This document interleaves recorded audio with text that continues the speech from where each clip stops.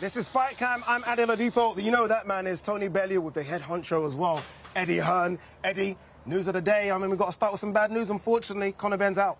Can I just say, in the rehearsals, you did say that you were joined by the main man, and I was still up. But I liked how you switched it up for the line. You see how I did that, yeah? Thank you. Yeah, I'm all right now. I mean, it was just, I saw Tony this morning, and it's just like, he knew, you could see in my eyes. It was just like, what's happened? And it's like, it's another one, and we're used to this now. Unfortunately, Conor Benn test positive for COVID this morning. He's absolutely devastated.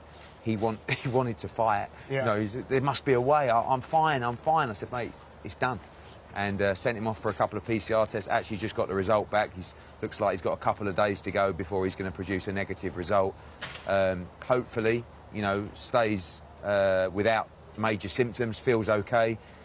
There is a strong chance we could reschedule that fight for August 14th. That's what the fans want to hear. But the other option, and maybe the more sensible option, is September the 4th, which is a massive card at Headingley. Warrington Lara, Katie Taylor, Maxi Hughes against Straffon, and Ben Granados. If that goes on there, that's an absolute barnstormer. But luckily, as we were talking off air, we stacked the first week so deep that, it's disappointing. But at the same time, we have got a stunning card on Saturday, and we wish Conor Benn all the best. Talk to me about Granados. Obviously, look, we're going to speak to Granados in a few minutes. What happens with him now? Does he go home? Does he stay? What's Granados' situation? Well, I gave him the option. I mean, actually, Tony said to me earlier on, why don't you offer him a fight?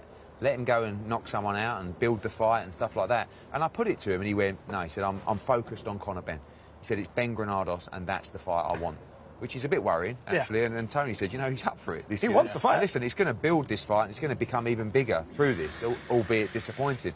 But he's an experienced guy. I said to him, look, it's August 14th or September the 4th. You have my absolute word. This fight will be rescheduled. Big. He has asked to go home tomorrow. He said, look, even if it's August the 14th, I don't want to stay here for another 2.5 weeks. I'll go home for 10 days, then I'll come back. If it's September 4th, we'll adjust accordingly. So he's a good pro. And apparently, someone told him before I got to tell him, and there was a few words exchanged to himself in the gym.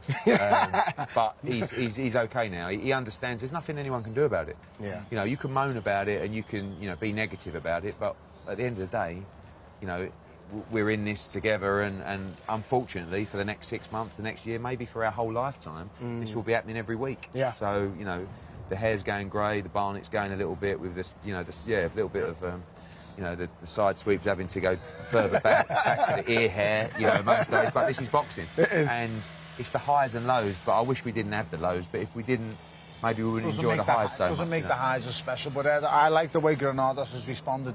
He's took it on the chin. When I spoke to him in that press conference, his first word was, it's a setback, but, it gives me more time. I'm going to prepare. He said, I'm coming here to beat your guy. Yeah. He said, I ain't coming here to make up the numbers. He said, Tone, I'm going to beat him.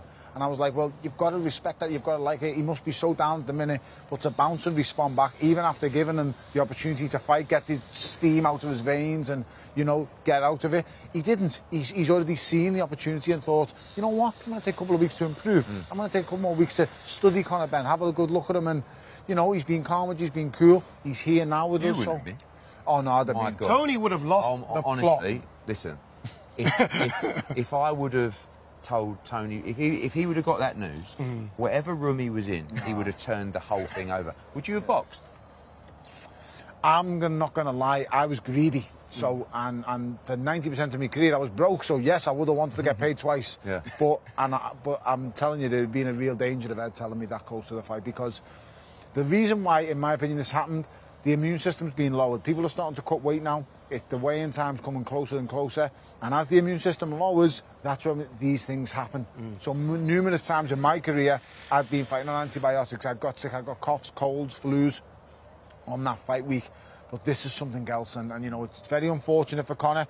But it's something that'll actually make him more resilient, more aware of getting to fight week. Going forward for Conor Benn, this will be like, I get to fight week, I'm going to lock myself down. Literally, I don't want anyone Which, to be around. fair, he normally does 9 times out of 10. Eddie, just so Conor Benn fans and Granados fans understand, it's likely then, or is it 100% that we get to see them two next? They are going to fight each other next. That fight's happening. I've given him his word, and Conor wants that. You know, this is a fight that actually Conor was up for. He liked the fight. He knows Granados comes to fight, and that's what he wanted. So it's August 14th or September the 4th. We'll monitor him over the next few days and make a decision, but that's the fight you'll see next. And like you said, it is a stacked card, isn't it? I mean, Yeah, Zhukan I mean, versus Lee actually, Wood for a when we title announced fight. Come Zhukan on. against Lee Wood, you know, the haters, if you like, would say, well, that should be main event. That's a world title fight. Why is Conor Benn main event? It's main event because he is a big star. Yes. But the truth is Kanzu is also a big star, and it's a great fight against a Brit looking to become world champion. But what do you say? I say Zhukan, you say Kanju. Can we confirm? What is it?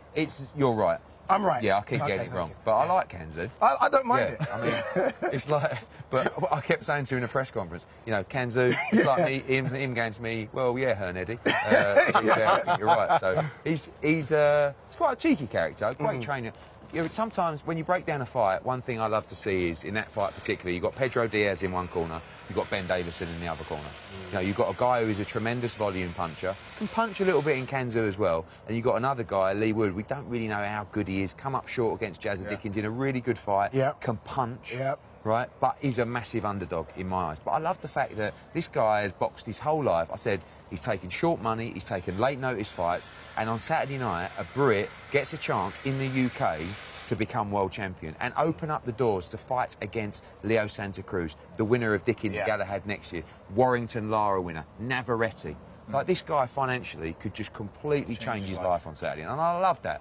So, as gutted as I am about Conor, I'm pleased this guy and Zhukan is getting the opportunity, because Zhukan, by the way, is saying, I want the winner of Galahad Dickens. I want the winner of Warrington Lara.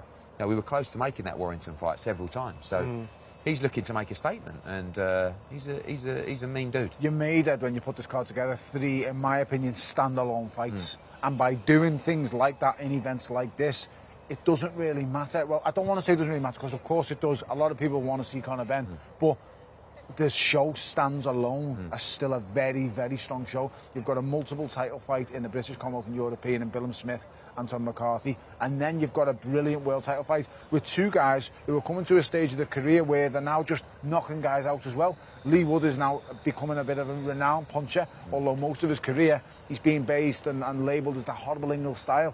But coming with Ben Davison, he's lightening people up. You know, he's proper lighting them up, he's knocking them out. And this Zhukan, we don't know everything about him, but we know he's dangerous, we know he's a handful. And to come with the trainer that he's come with the pedigree that he's got, speaks volumes. Been out for nearly 2 years as well. Been out for nearly 2 He's not years. going to get a better opportunity, Lee Wood. I know, that's what I'm saying. No mistake. But this is his only opportunity. Let's have it right. This is his one and golden chance to change his life. A lifetime of work, a lifetime of dreams. It all comes down to 36 minutes on Saturday night. You can't understand the pressure that puts. And as you know, puts. having been here last time, this place throws up some crazy stuff.